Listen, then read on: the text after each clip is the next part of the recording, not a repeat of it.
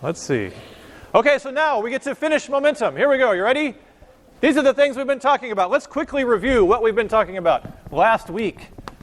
Momentum, the idea of momentum. Remember, it's mv. It's the quantity of motion. It's what Newton really meant, I think, because we are very kind of similar socially, so I kind of understand Newton. And then we talked about momentum, and what if you want to change momentum? You apply a force, and therefore you create an impulse, which was J, which was a vector that is technically the integral of the force versus some time, right? You apply a force for a time, you change something's momentum. But we said usually, and whenever I say, oh, we'll never ask you this hard thing, it'll always be the easy thing. You know what's going to happen, okay?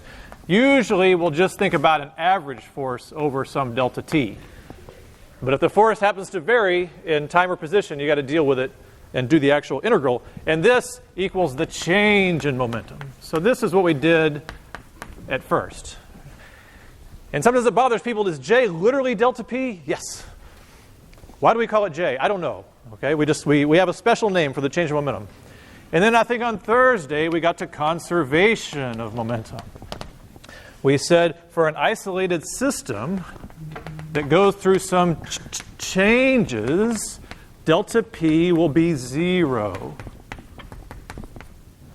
Right? Oh, some changes. Why? Because since is shorter, sum of the forces external equals ma. Because of Newton's second law, delta P is 0. Or you could say, because delta P equals 0, we get Newton's second law. They're the same thing. Right? We talked about how if you just stick the m inside the derivative, it's dp dt. So only an external force will change the momentum. That's the same as saying it's constant if there's no external force. Or it's not exactly the same idea. So that's all we did. And then, the last thing we did was collisions. And we kind of did collisions. We can't really do the really fun ones.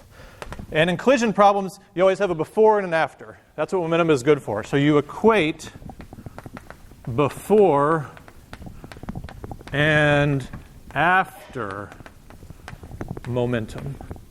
And those should be in quotes, right? The before momentum and the after momentum for an isolated system.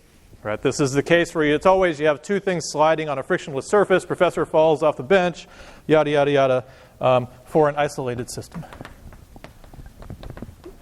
If you have external forces, it's often an impulse problem.